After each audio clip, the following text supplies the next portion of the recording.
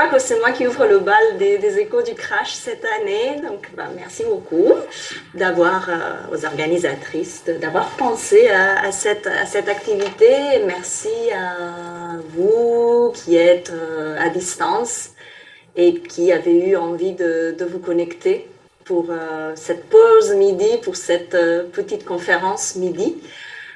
Donc je me présente, je m'appelle Montse, Montserrat Emperador Balimon, et je suis enseignante de sciences politiques à l'université Lumière Lyon 2, même si je viens de Barcelone. Je suis née à Barcelone, j'ai fait presque toutes mes études supérieures à Barcelone. Donc enseignante en sciences politiques, et depuis cette année, je suis professeure associée à l'INRS. Et donc, je travaille sur les mouvements sociaux. Ce qui m'intéresse, c'est les mobilisations protestataires. Je ne sais pas vers où regarder, en fait. C'est quoi ma caméra? Je regarde Juliette et Catherine. Je te regarde, Juliette, je te parle. Et donc, ce qui m'intéresse, c'est les mouvements sociaux. Je m'intéresse à des questions telles que les dynamiques d'engagement et de désengagement. Et depuis 2013, donc entre 2013 et 2019, j'ai travaillé sur le mouvement pour le droit au logement en Espagne, à Barcelone et à Madrid, donc avec des enquêtes à Barcelone et à Madrid. Et maintenant, à partir du mois de septembre, je suis en train de mettre en place un projet de recherche sur les mobilisations dans les quartiers, les mobilisations pour le droit au logement dans les quartiers de 3 villes, Montréal, Barcelone et Lyon. Mais bon, ce que je vais faire aujourd'hui, là, pendant cette trentaine de minutes, je vais vous parler d'un élément concernant ma recherche en Espagne, en Catalogne, plus concrètement. Je vais vous parler d'une victoire. Je vais vous parler d'une réussite, d'une victoire du mouvement catalan pour le droit au logement. Catherine, si tu peux, s'il te plaît, partager le PowerPoint. Vous verrez que la première page est déjà révélatrice donc, de cette victoire. Donc, quand les activistes font la loi, en Catalogne, quand les activistes catalans pour le droit au logement font la loi, voilà. Et donc, une photo du jour où une organisation, la principale organisation catalane pour le droit au logement, qui s'appelle Plateforme des personnes victimes des hypothèques ou Plateforme des personnes affectées par les hypothèques, PAH, donc PAH, par Plataforma de Afectados por la Hipoteca, a réussi à ce que le Parlement de la Catalogne adopte une loi historique. Donc, si tu peux passer à la loi, voilà, la page suivante. Donc, c'est une loi historique qui s'appelle Loi 24-2015 de mesures d'urgence pour lutter contre l'insécurité résidentielle et la pauvreté énergétique. Et j'ai mis 3 petits points parce qu'en fait, cette loi, elle a été annulée, ensuite révisée. En fait, elle a eu un parcours assez accidenté et donc dans sa dernière mouture, elle a été adoptée. La dernière mouture date de mars 2022.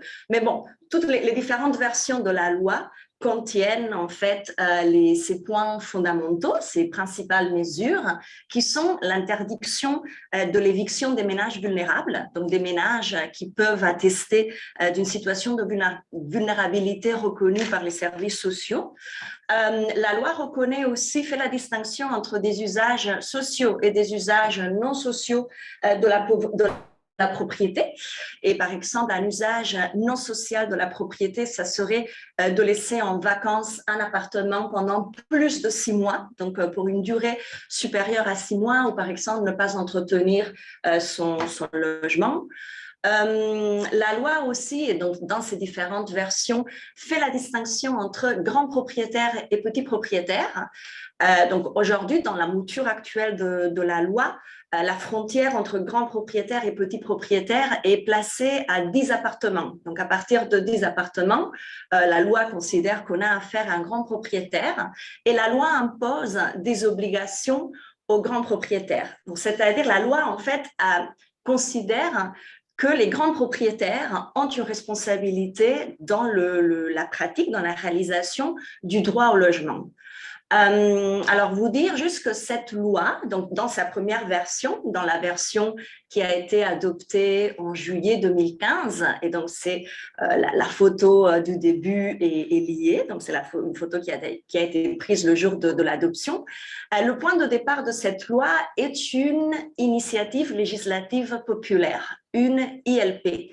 On en parlera plus tard, mais c'est un mécanisme de démocratie directe qui permet à la citoyenneté de soumettre au Parlement une loi, une proposition d'une loi, sous condition d'avoir obtenu au moins 50 000 signatures. Bon, on parlera plus tard. Alors, moi, j'avais très envie de vous parler quel parcours a été parcouru, qu'est-ce qui a été nécessaire pour en arriver à cette loi, parce que c'est considéré par le mouvement catalan pour le droit au logement comme une victoire historique, et parce que dans ce qu'on appelle les housing studies, dans la littérature qui s'intéresse aux politiques publiques de logement, au système de logement, il est souvent considéré que les politiques de logement ont beaucoup de mal à bouger. Elles sont très sont marquées par une inertie qui souvent est liée en fait à la quantité de ressources qui est nécessaire pour construire du logement. Et c'est une littérature qui a tendance à considérer, à négliger le rôle que peuvent jouer les acteurs sociaux dans la promotion des lois ou dans la transformation des lois, dans la transformation des politiques publiques. Donc, je crois que parler de ce cas, de cette victoire en Catalogne, c'est important pour montrer qu'en fait, il est possible de changer donc les dispositifs sur lesquels s'appuie l'action publique. Je crois aussi que c'est aussi intéressant d'en parler à mon avis, parce que cette loi dont l'existence s'explique par la mobilisation des activistes pour le logement. C'est-à-dire que sans cette mobilisation, la loi n'existerait pas, elle n'aurait pas été proposée par les partis politiques, ou en tout cas, ça se serait passé de façon assez différente. Et aussi, troisième raison pour laquelle je considère que ça pouvait être intéressant de parler de cette victoire, de comment cela a été obtenu, c'est que ça a été rapide. C'est pour ça que le titre de ce slide, c'était une victoire importante et rapide. En fait, ça a pris un an.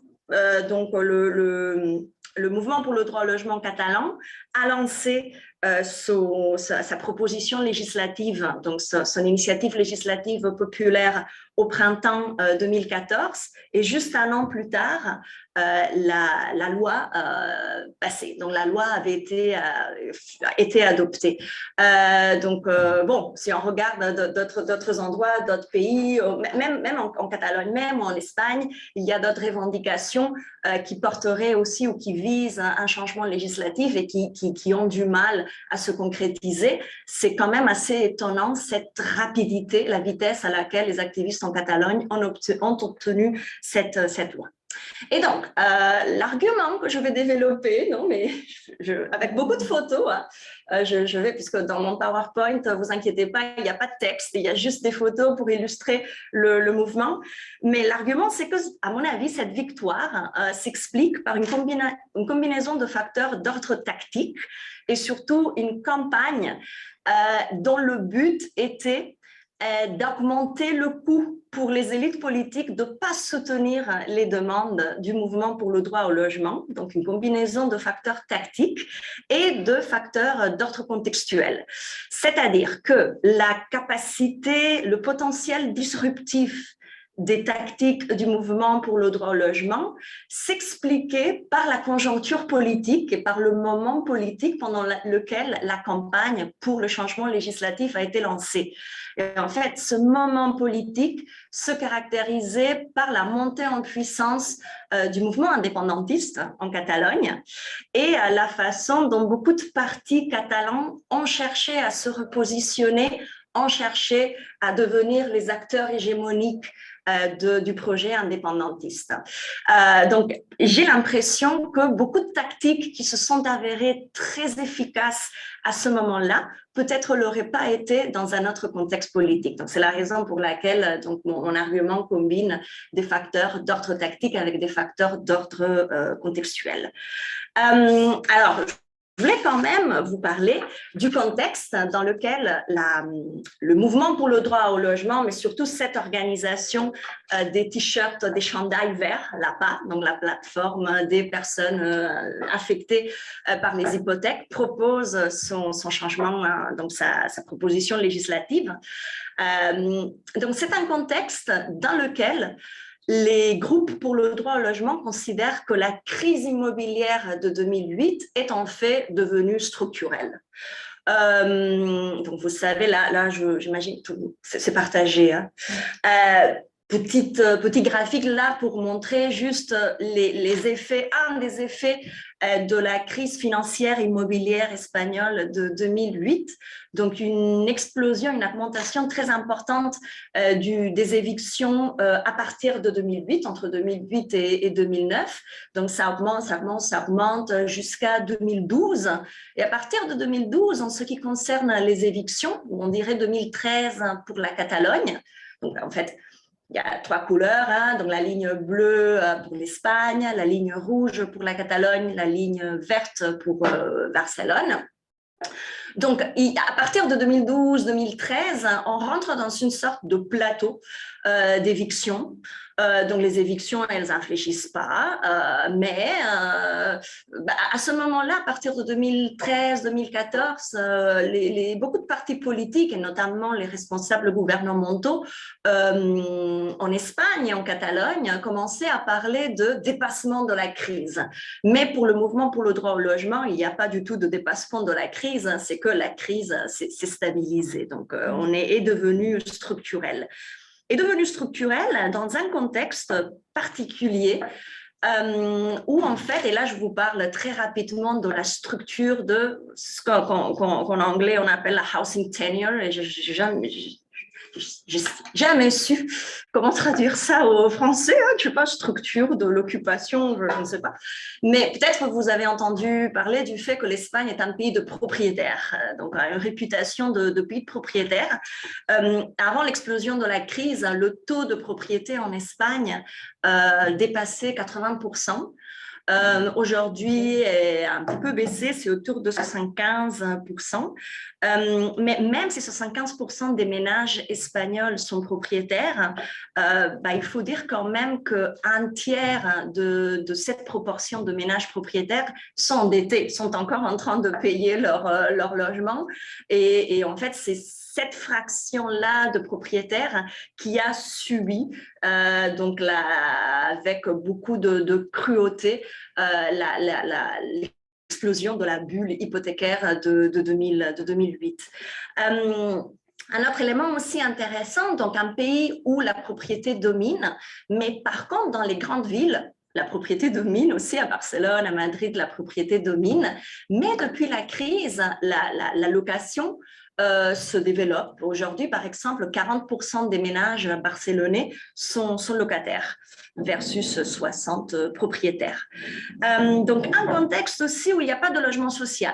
L'Espagne est aussi reconnue par le fait d'être un des pays européens avec le taux le plus bas de logement social, ça n'atteint même pas 2%.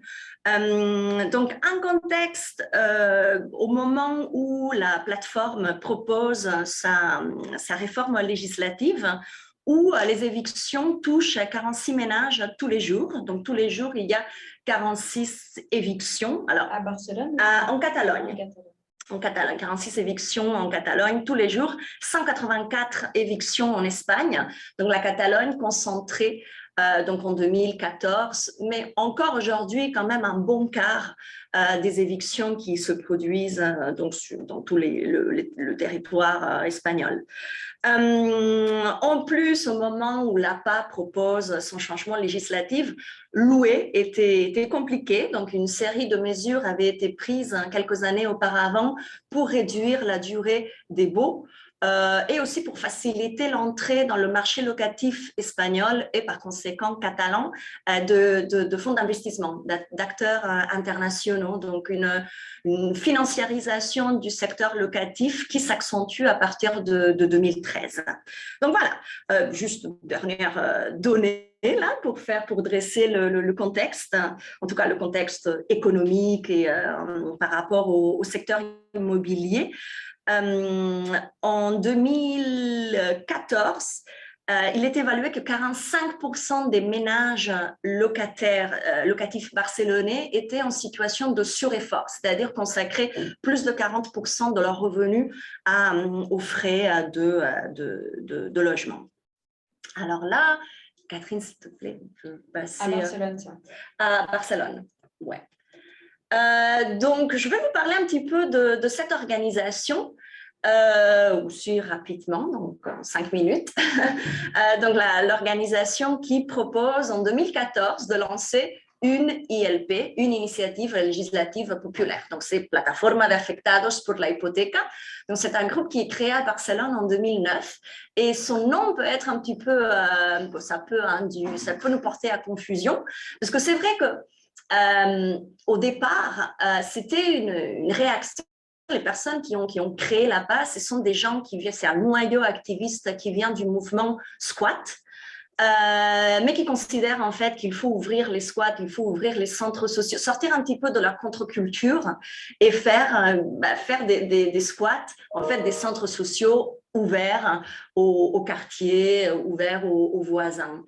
Donc, les personnes qui ont créé cette organisation réagissaient surtout à ce qui est comme le trait le plus caractéristique de la crise immobilière espagnole, qui était donc les saisies hypothécaires et combien ça a touché aux personnes, aux petites classes moyennes qui avaient accédé à la propriété au début des années 2000 via l'endettement, donc à travers l'emprunt.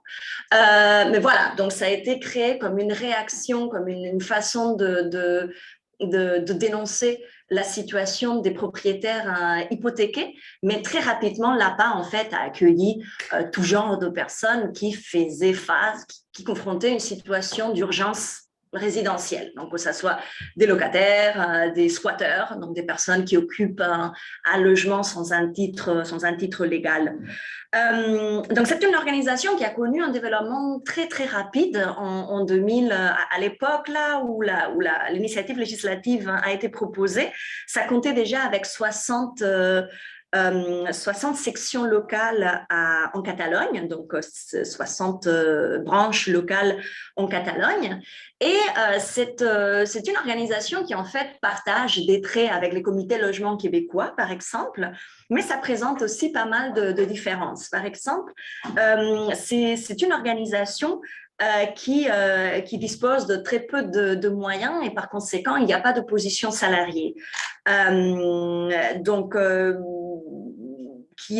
Qui opère donc, dans une autonomie complète par rapport au pouvoir public. C'est aussi une organisation qui pratique une approche collective et horizontale des problèmes de logement. Une des règles de fonctionnement, c'est ce qu'ils appellent le conseil collectif. Et vous allez voir ça avec sur le prochain slide là. C'est une photo de l'assemblée hebdomadaire de la section barcelonaise de la plateforme des personnes affectées par les hypothèques.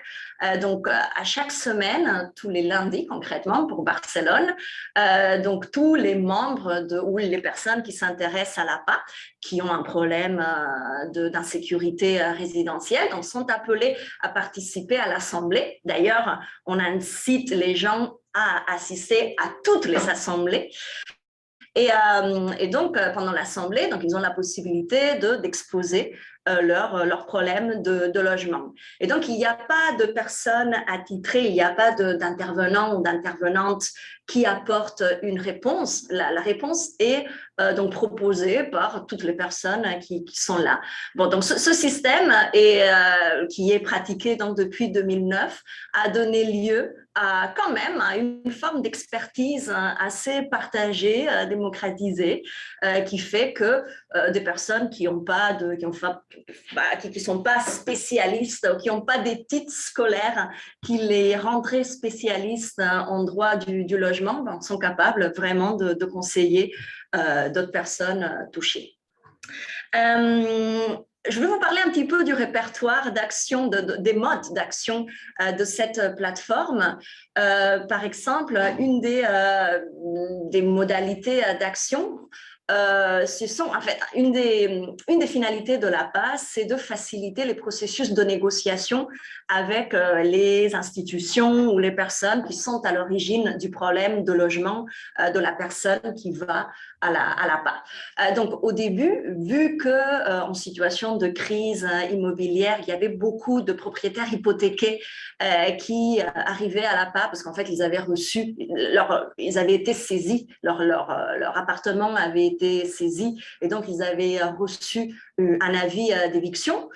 Donc, pendant plusieurs années, l'APA visait beaucoup, un des objectifs centraux était de mettre en place, d'activer des processus de négociation avec les institutions créancières, avec les banques. Et donc, ça prenait plusieurs formes. Ça pouvait prendre la forme d'un rassemblement devant une agence bancaire, mais ça pouvait prendre aussi la forme d'afficher donc ce qu'on appelle en espagnol empapelamiento, c'est-à-dire empapelamiento, donc remplir, couvrir la façade, enveloppement. Enveloppement de papier. Donc, couvrir la façade de l'agence bancaire, donc responsable, ou qui avait le ménage en question avait signé un contrat hypothécaire avec des messages donc, qui cherchaient vraiment à faire honte à l'agence bancaire, faire du shaming. Non, par exemple, ici, il est dit, je crois, cette banque vole, cette banque vire les gens de chez eux.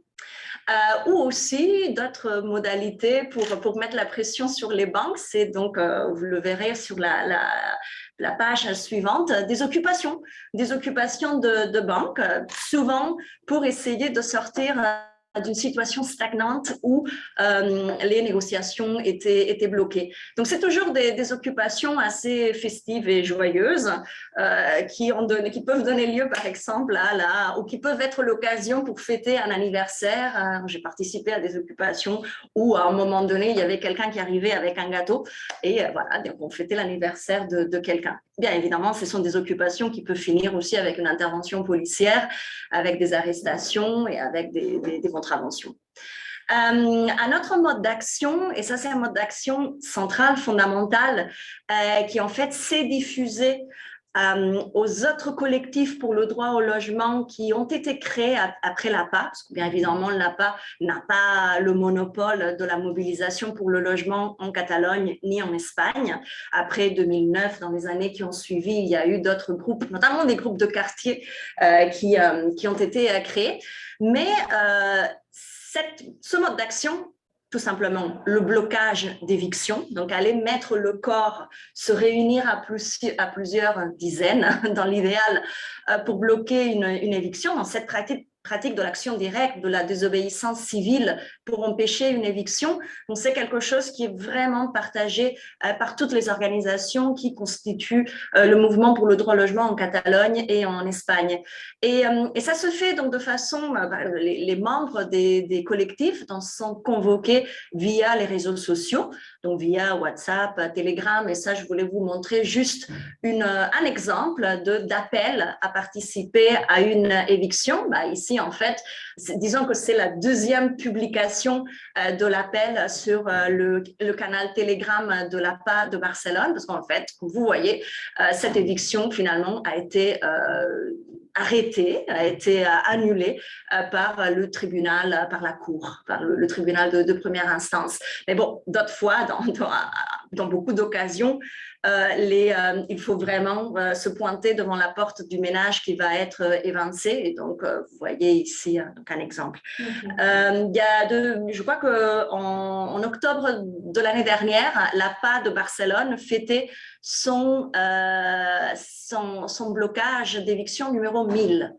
Bien évidemment, ce n'est pas toutes les évictions qui ont eu lieu à Barcelone, c'est juste donc les évictions dont l'APA a eu connaissance. Donc, et là, je n'arrive en 10 minutes, si je peux me permettre. Je n'arrive à l'argument. En 2014, l'APA propose d'avoir recours, donc d'exploiter ce dispositif de l'initiative législative populaire, donc qui permet à un collectif citoyen de soumettre une proposition de loi au Parlement, donc s'il arrive à récolter 50 000 signatures. Donc, avec un texte qui se résume, grosso modo, dans les mesures que je vous ai mentionnées tout au début. Donc, les propositions contenues dans cette proposition législative, c'était interdiction des évictions des familles, des ménages vulnérables, distinction entre grands propriétaires, petits propriétaires et imposition de responsabilité aux grands propriétaires, parce qu'on considérait, en fait, ou l'APA considérait que la crise immobilière avait permis aux grands propriétaires de développer, de rependre, d'élargir leur portefeuille immobilier. Et donc, il était question de les associer dans la résolution de cette crise immobilière. Le contexte politique, comme je vous disais, était très particulier. Donc, le Parlement de la Catalogne se trouvait très fragmenté et gouverné et donc le parti au gouvernement gouvernait en situation de minorité. Et le parti au gouvernement était donc la démocratie chrétienne, un parti de centre-droite, catalaniste, et qui penchait depuis, et qui avait initié en 2010 qui s'était réorienté vers l'objectif indépendantiste à partir de 2010. Donc c'était un parti de droite, mais qui était en situation de fragilité relative, vu qu'il gouvernait en minorité, qui voulait devenir l'acteur hégémonique du champ indépendantiste et qui voyait les élections approcher. Donc, les élections au Parlement devaient avoir lieu un an après le lancement de la campagne d'ILP, et vu que ce processus est quand même un processus long, les activistes voyaient que en fait, pour les activistes, il a été toujours question d'aboutir, de boucler la procédure de l'ILP avant les élections, précisément pour profiter de cette échéance-là. Alors, le premier défi d'une ILP, c'est de ramasser les signatures. Donc, l'APA s'en est sorti de façon assez héroïque, parce qu'en fait, le groupe a obtenu le triple des signatures demandées, des signatures nécessaires. Donc, ils ont obtenu 150 000 signatures pendant, je crois qu'ils ont mis 4 mois à collecter les signatures. En fait, une façon de le faire, c'était de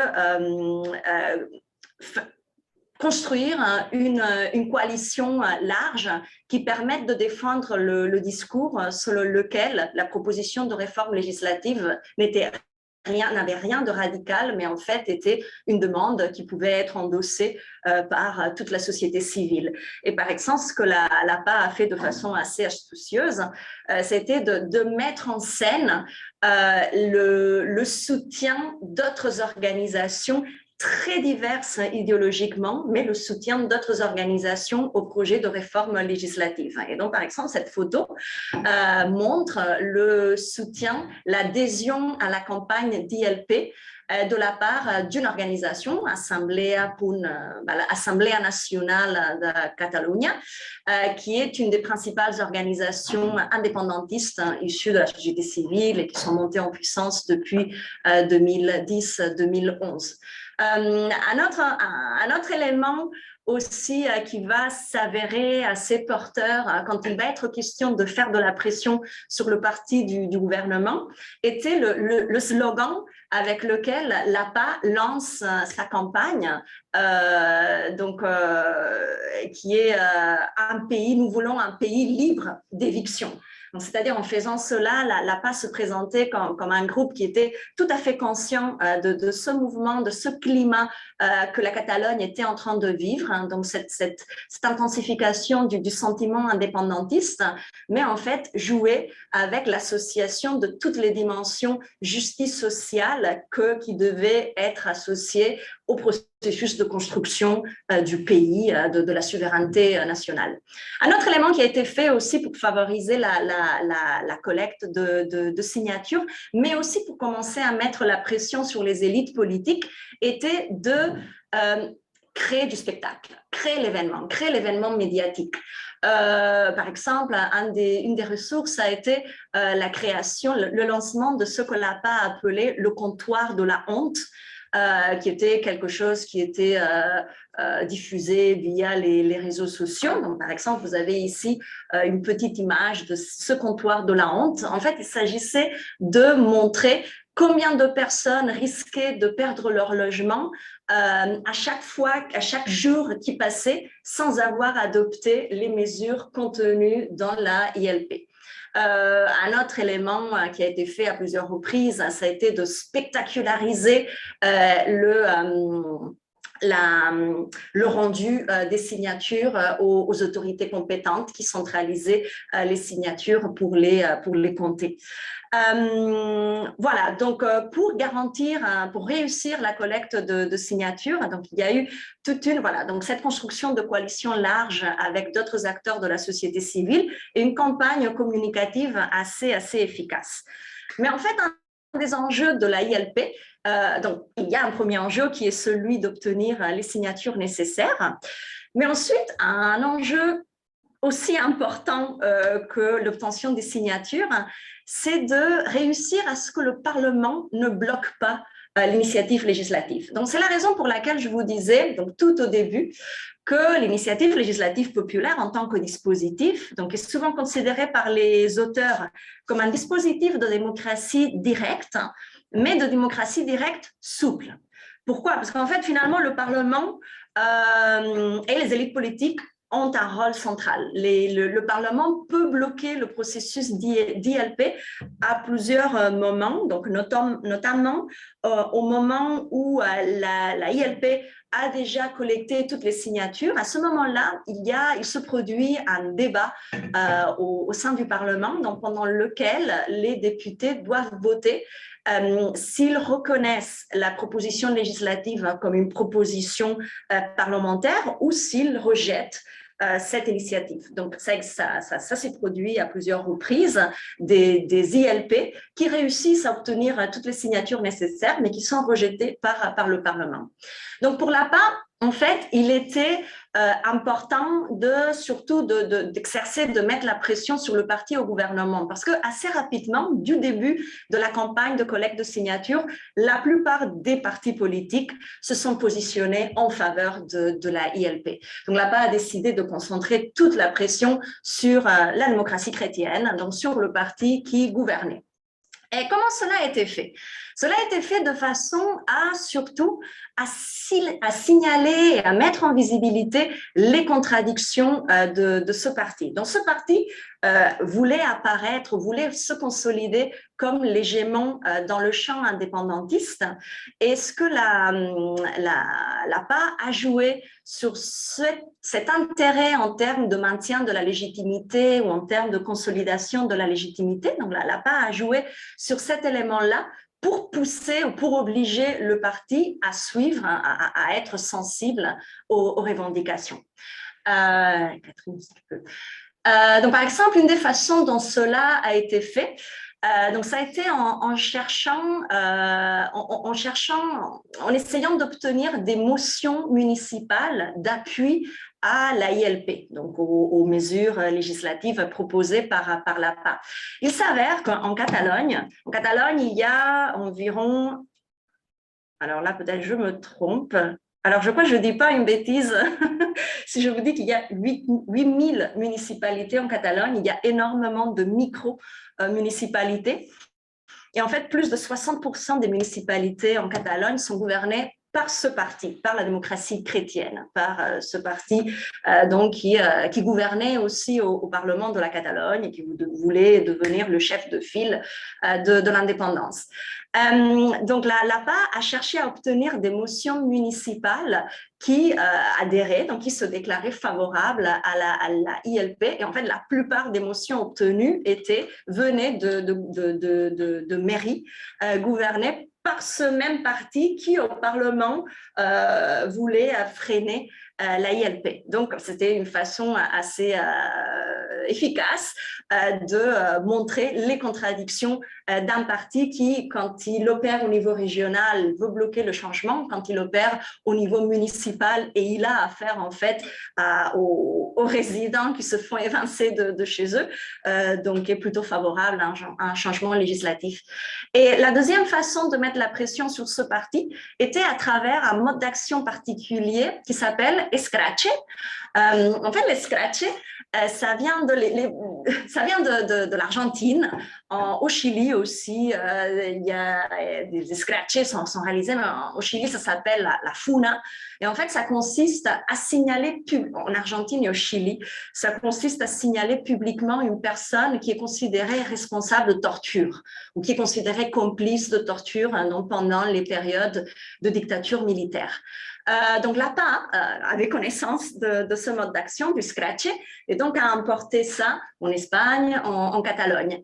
Et donc pendant la campagne de promotion de la ILP, vu que les élections approchaient et que les partis étaient en campagne électorale, donc il a été question d'aller faire des scratchs aux partis gouvernementaux, donc à presque tous leurs meetings électoraux. Et donc ça, c'est une image d'un scratch. C'est la photo est petite, désolée. Donc là, on voit un monsieur, un candidat de ce parti, donc il parle au microphone. Et tout ce qu'on a, tous les ronds rouges et verts qu'on voit derrière, donc ce sont des activistes de l'APA qui en fait représentent les deux boutons du Parlement donc pour voter les propositions. Donc le bouton, le rond vert pour appuyer, le rond rouge pour refuser. Voilà, donc il y avait tout ce jeu autour de quel bouton va appuyer Convergencia et Unió, le parti démocrate chrétien au Parlement. Va-t-il appuyer le bouton rouge? Va-t-il appuyer le bouton vert? Donc finalement, aussi un autre élément qui a été investi par l'APA. En fait, il n'était pas seulement question d'empêcher Convergencia et Unió à s'opposer à la proposition législative, il était aussi question de forcer le parti à accepter de se réunir avec les activistes pour réécrire le projet de loi, même voire pour écrire les amendements qui allaient être discutés au Parlement.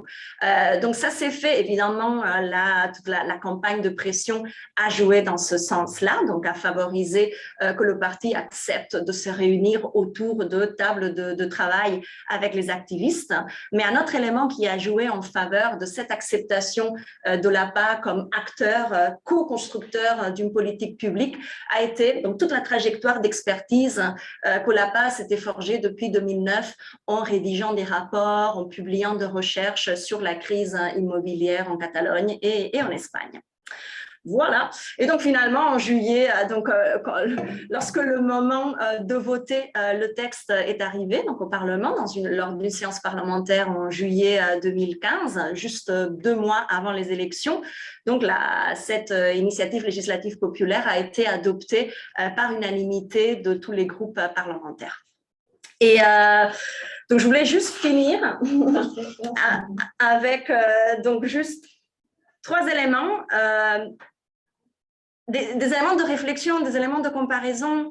Je me demande, à propos du lien entre l'autonomie du mouvement et la capacité à déployer un répertoire d'actions transgressifs et disruptifs. Voilà, donc c'est une question qui reste ouverte. Donc là, on a affaire à un mouvement avec très peu de moyens, donc sans moyens, sans lien avec, sans processus de rendition de comptes à l'égard du gouvernement. Et donc, je me demande si cela joue, si cela est un facteur qui peut-être favorise le recours à des modes transgressifs. Après aussi, je m'interroge aussi sur le rôle de l'interdépendance entre les différents paliers gouvernementaux. C'est-à-dire qu'en Catalogne, mettre la pression au niveau municipal, ça a des effets sur le niveau régional. Alors que, par exemple, si je pense au cas québécois, la situation québécoise, là, c'est beaucoup moins évident. En Catalogne, en fait, les organisations partisanes, donc elles sont présentes au niveau municipal, au niveau régional et des fois au niveau central. Et en dernier, je m'interroge aussi sur le rôle du conflit territorial.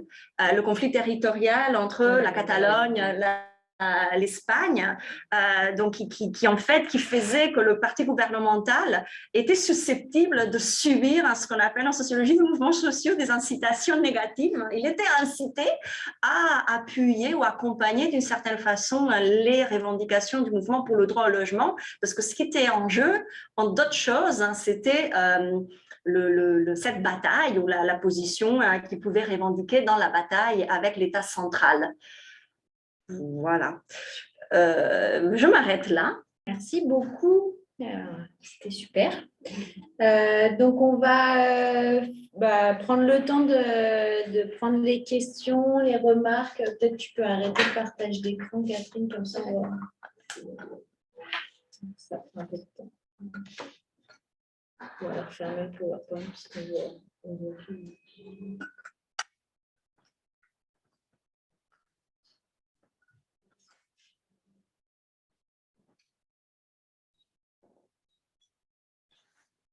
Et voilà. Alors, est-ce qu'il y a des questions?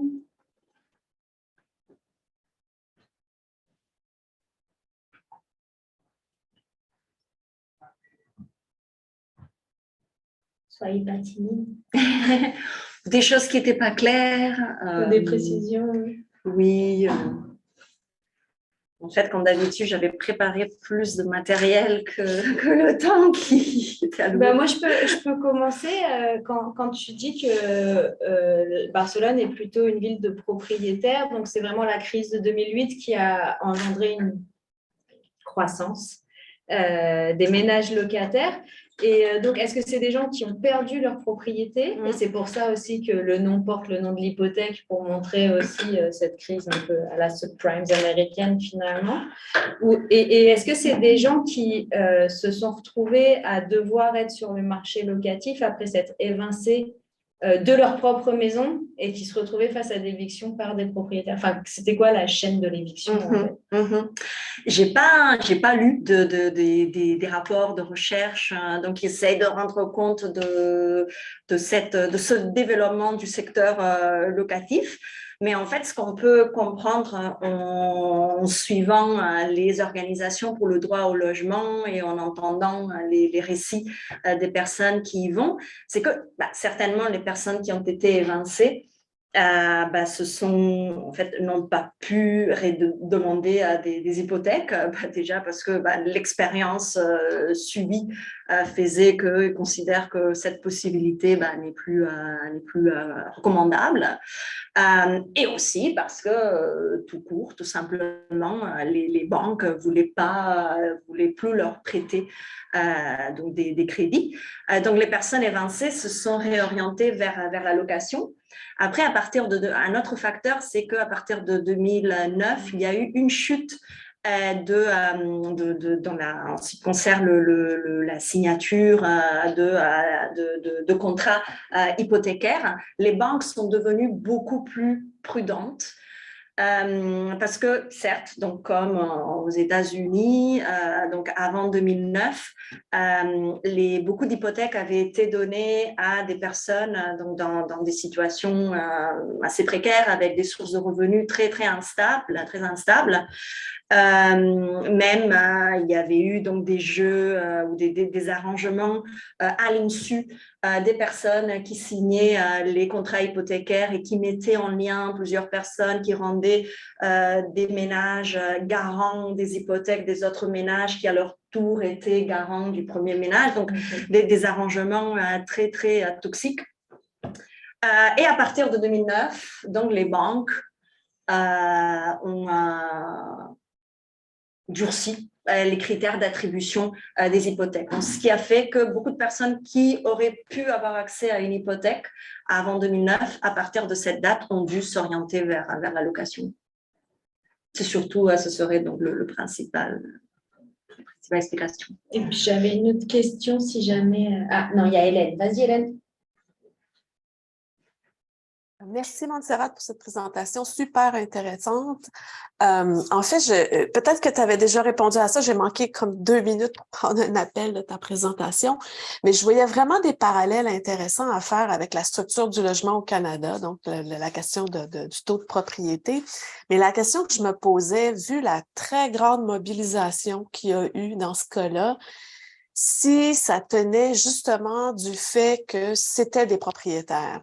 Donc, ce qui pourrait peut-être expliquer que la mobilisation est peut-être plus difficile ici pour se battre pour le droit au logement quand on pense qu'on recrute, si on peut dire, surtout chez des locataires qui sont en situation de vulnérabilité, donc qui ont peut-être d'autres priorités ils ont des priorités de survie plus que de se mobiliser pour des actions concrètes. Fait que je me demandais si tu avais regardé ça ou si tu pensais regarder ça éventuellement dans un cas comme à Montréal.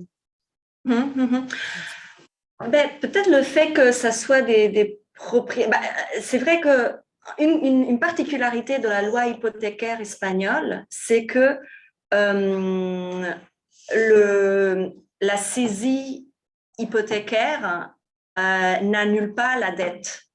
C'est-à-dire qu'il y a eu énormément en fait, dans la plupart de situations, la famille était évincée, la famille perdait son logement, perdait le titre de propriété sur son logement et restait encore avec une dette à rendre. Ça s'explique en fait parce que d'après la loi hypothécaire, les institutions créancières, les banques, peuvent s'approprier l'immeuble à 60% de la valeur attestée par un notaire de la valeur de la propriété. Donc, si la dette qui a été déjà remboursée ne couvre pas le montant, la différence entre le 60% et la quantité totale du prêt qui avait été emprunté par la famille, donc cette différence-là, ça reste comme une dette. Voilà, donc dans la plupart des cas, l'APA accueillait des personnes, pour le cas des hypothéqués, et il faut dire que oui, que jusqu'à 2015-2016, la plupart des personnes qui participaient aux assemblées de l'APA étaient des propriétaires hypothéqués évincés. C'était vraiment majoritaire dans l'APA. C'est une des raisons qui explique en fait la création de groupes qui se sont plutôt orientés vers les locataires, parce qu'il y avait comme une sensation que l'APA s'occupait seulement des propriétaires hypothéqués et pas des locataires. Mais donc, jusqu'à 2015-2016, la plupart des personnes qui vont s'assembler, c'est des propriétaires qui se trouvent dans une situation kafkaïenne et ultra compliquée, donc évincés, perte du logement et avec des dettes de 50 000, 100 000, 150 000 euros encore à rendre. Alors, moi, j'ai tendance, je crois pas que la gravité objective du problème explique la mobilisation. Je crois que c'est plus compliqué, non? Parce que sinon, on pourrait s'attendre à ce que pour beaucoup de causes, il y a beaucoup plus de mobilisation. Mais peut-être c'est un élément qui a joué. Je crois que aussi pendant les premières années de l'APA, elle a profité quand même d'une attention médiatique assez importante. Et elle intéressait les médias montré un intérêt pour les actions de cette organisation. Sa porte-parole, sa porte-parole pendant plusieurs années, donc la personne qui en 2015 est devenue mairesse de Barcelone est une bête communicative. Et donc c'est quelqu'un qui a qui a été très sollicité par les médias pour participer à des programmes, à des émissions de grande audience. Peut-être ce sont des éléments qui expliquent tout cela. Je prends note parce que c'est vrai que j'avais pas identifié ce facteur, donc identité de propriétaire, identité de locataire, comme une question qui puisse expliquer des différences en termes de mobilisation entre Barcelone, Catalogne, Espagne et Montréal, Québec. Mais je vais m'y intéresser. Une question dans le chat et puis on a levé, je crois. Les logements sociaux dans ma région ont des enjeux importants et problématiques. Notre ville de Lévis est devenue un facteur enrichissant au détriment de Chaudière-Appalaches et appauvrissement envers les gens démunis de sa propre ville. Je crois qu'une solution serait un règlement de la ville de Lévis, serait d'obliger de donner un certain pourcentage aux logements sociaux dans la construction des mégastructures de condos. Donc, donc vous pensez à des arrangements un peu comme Montréal, comme règlement métropole mixte. À Barcelone, il y a un règlement très semblable. Il a été adopté en 2018. Ça s'appelle le règlement du 30%. Et ça oblige les promoteurs qui font qui obligent tout développement immobilier à partir de 600 mètres carrés, je crois, à consacrer, réserver 30% comme logement abordable. Après, il faut dire que l'abordabilité en Catalogne se définit de façon très différente. En Catalogne, abordabilité est définie dans les textes de loi comme logement social, c'est-à-dire que un logement abordable en Catalogne et en Espagne est toujours considéré un logement dont le coût ne dépasse pas 25% des revenus des ménages. Et c'est intéressant, c'est qu'avec cette loi qui avait été donc adoptée en 2015 et après, donc qui a été reformée à plusieurs reprises, ce seuil d'abordabilité est adapté aux revenus des familles, des ménages. Donc, c'est-à-dire qu'en fonction la loi établit 4 seuils d'abordabilité. Pour certaines familles, est considéré logement abordable celui dont le coût représente moins de 8% des revenus. Donc, les seuils sont 8, 12, 17 et 25. C'est le plus haut. Après, on n'a pas parlé de l'application de la loi, mais bon, ça serait pour un autre écho du crash. Mais oui, je crois qu'ici, dans la salle, nous avons des personnes qui pourraient peut-être exprimer leur avis sur cette possibilité de solution.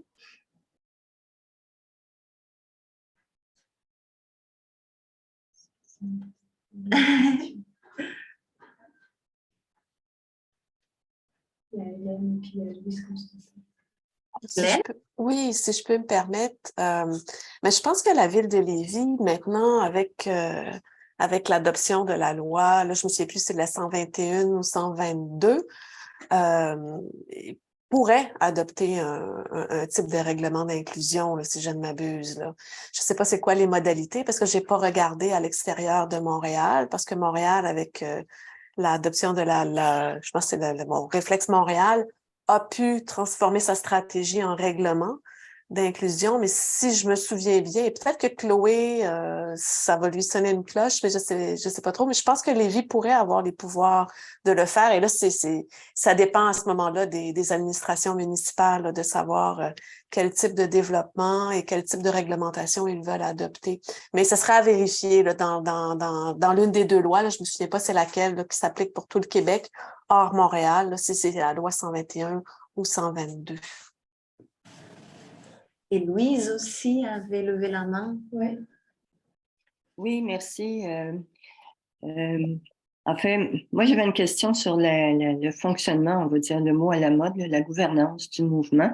Vous avez mentionné qu'il n'y avait pas de financement véritablement, puis pas de permanent. Mais à ce moment-là, comment je dirais, le leadership s'exerçait? Et vous avez mentionné qu'il y a eu des représentants qui ont participé à la rédaction de la loi avec le gouvernement. Comment est-ce que ça s'est fait? Et je rappellerai qu'on a peut-être une expérience pas similaire, mais en tout cas qui me vient à l'esprit, c'est la mobilisation pour l'adoption de la loi pour l'élimination de la pauvreté au Québec. Si ma mémoire est bonne, c'est fin des années 90, début des années 2000, où effectivement, c'est le mouvement citoyen qui a élaboré le projet de loi, qui avait mobilisé très largement au point de faire toute une chaîne humaine autour du Parlement à Québec. Alors, c'est ça, il y avait la question de comment s'exerçait le fonctionnement, les prises de décision, le leadership, parce que c'est toujours une question ici qui se pose dans le mouvement. Merci beaucoup. Merci beaucoup pour la question. Il y a, avec l'APA, il se pose un petit peu la question de ce qu'on appelle, il y a eu une sociologue une sociologue des États-Unis qui, dans les années 70, a rédigé un article qui s'intitulait « La tyrannie des organisations sans structure » ou « La tyrannie du manque de structure ». Et en fait, elle suggérait que les organisations qui disent pratiquer l'horizontalité, etc., en fait, elles développent des hiérarchies aussi dures, ou peut-être pire, dans la mesure où elles sont invisibles, elles se prétendent inexistantes. Quand l'APA a lancé son initiative législative populaire, elle a constitué un comité technique qui était donc le comité qui assumait des responsabilités telles que la rédaction du texte législatif et l'interlocution avec les politiciens et avec les représentants du gouvernement. Et donc, au sein de ce groupe, il y avait qui voulait y aller des différentes branches catalanes de l'APA, de cette organisation, mais dans la pratique, qui on retrouve dans ce comité technique? Évidemment, on retrouve des gens avec un capital scolaire élevé plutôt, qui sont familiers avec les métiers de la justice, du droit, donc peut-être ont une formation comme juriste ou qui travaillent dans le secteur communautaire, qui ont déjà eu une expérience d'interlocution avec les pouvoirs publics. Mais voilà, donc pour répondre à la question de comment ça se fait, l'interlocution avec les politiciens, comment ça a été décidé, ça n'a pas été décidé, donc la constitution du comité technique a été décidée en assemblée catalane, c'est-à-dire à un moment de réunion de toutes les branches locales. Et à cette réunion interviennent pas des personnes mandatées, c'est-à-dire qui veut y aller de chaque section locale. Donc à ce moment-là avait été décidée la constitution d'un comité technique. Et pareil, dans ce comité technique pouvait y aller qui voulait y aller. Après, donc, par les compétences des unes et des autres, donc il y a comme des leaderships qui se créent, il y a des gens qui sont capables de suivre le rythme et il y a des gens qui sont pas capables, voilà, qui descendent du train en marche. J'avais peut-être une question pour faire du pouce là-dessus. Est-ce que tu penses que l'histoire catalane joue aussi sur cette capacité de mobilisation, de récolter en 4 mois 150 000 signatures, l'histoire politique, je veux dire. Est-ce que tu penses qu'aussi il y a une espèce de terreau à la mobilisation qui est un peu différente de dans d'autres villes ou d'autres sociétés que tu as pu… Il y a l'APA parlait souvent pendant mes entrevues là, lorsque je posais des questions sur le processus de collecte de signatures, les gens insistaient beaucoup sur la densité du tissu associatif catalan. Et c'est vrai qu'en Catalogne, le tissu associatif est toujours un tissu associatif assez informel, autour de plein de sujets. Donc, il est très habituel, et les enquêtes montrent qu'il est très habituel que les gens fassent partie de 2, 3 associations. Et donc, ça a facilité la multiplication de points de collecte de données. Après, bon, il y a, alors ça, les mouvements sociaux catalans, et notamment dans les grandes villes, à Barcelone, c'est une constante. Les mouvements sociaux de gauche revendiquent très souvent l'héritage libertaire. Moi, je ne sais pas jusqu'à quel point ça c'est voilà, donc un élément un peu mythique, ou une histoire mythique que les activistes aiment bien se rappeler et prendre comme source d'inspiration. Dans des termes concrets, je ne sais pas comment on pourrait prouver qu'il y a un lien, mais quand même, la densité du tissu associatif est quelque chose qui joue. Ouais, ouais. Est-ce qu'il y a d'autres questions, remarques, commentaires? Monza, est-ce que toi, tu veux ajouter un dernier point que tu n'aurais pas eu le temps de dire et qui ça te... Ben, moi, j'ai déjà dit, je crois, tout ce que je voulais dire. Si jamais vous avez envie je sais pas, vous avez d'autres questions, vous pouvez m'écrire. Je serai ravie donc de répondre à vos mails. Et sinon, j'invite donc tout le monde qui a participé à proposer une conférence midi pour le crash. Super, merci beaucoup. On mettra peut-être un lien ou deux vers des travaux à toi en même temps que l'enregistrement de la capsule vidéo. Merci à toutes et tous de vous être connectés. On espère vous voir aussi nombreux, si ce n'est plus, le 7 décembre pour la présentation d'Hélène Bélanger et Julien Simard sur les aînés et la précarité résidentielle. Et puis, merci Montserrat pour ta contribution aujourd'hui. Merci à tous. Tout le monde. Merci, au revoir bonne journée. Bye.